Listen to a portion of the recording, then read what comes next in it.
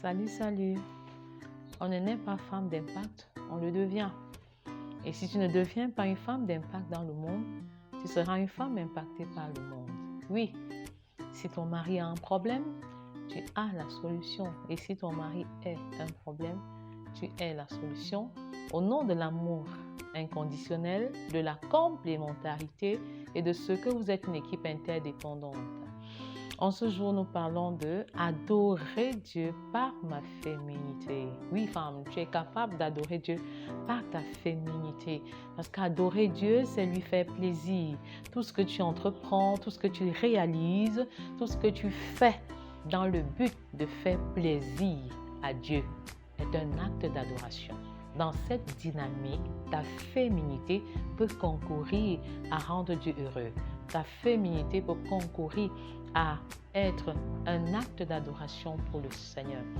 Il est question de te donner personnellement un sacrifice vivant sur l'autel à l'Éternel, comme Abraham a donné son unique fils Isaac en sacrifice sur l'autel.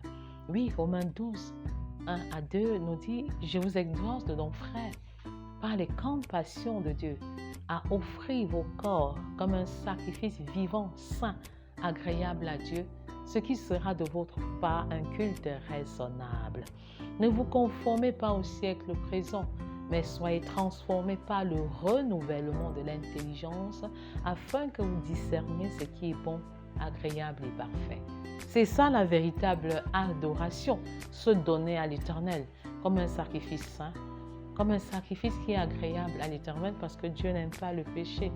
Dieu et le péché ne font pas bon ménage.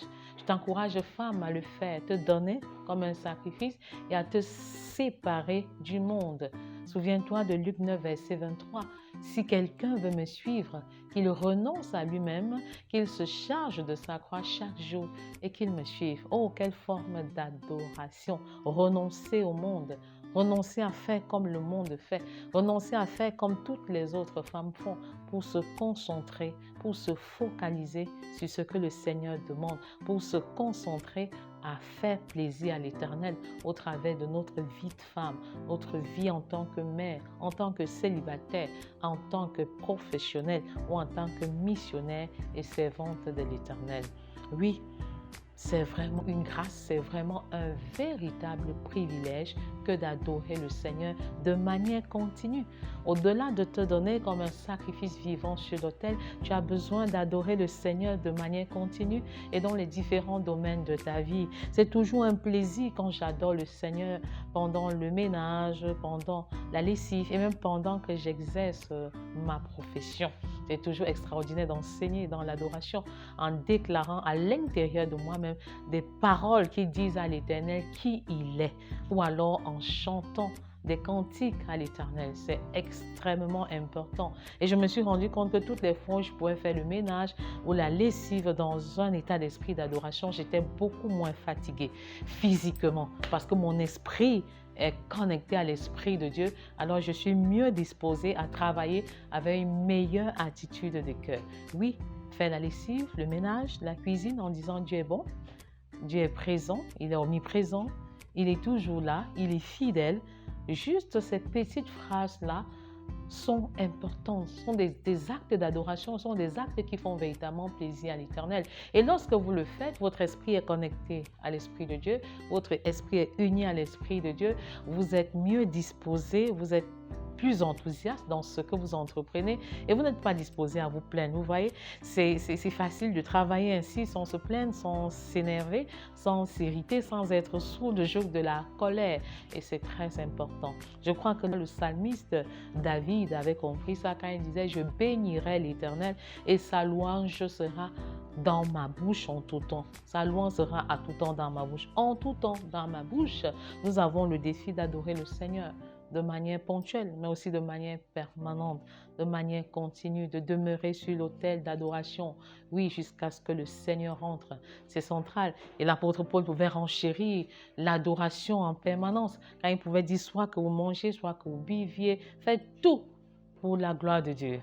C'est très important d'adorer le Seigneur par notre féminité. Et je crois que à force de chercher à rendre Dieu content, satisfait et même heureux, alors nous finissons par être conscients de ce que chaque action que nous posons doit rendre Dieu content, doit rendre Dieu heureux, doit concourir au plaisir de Dieu.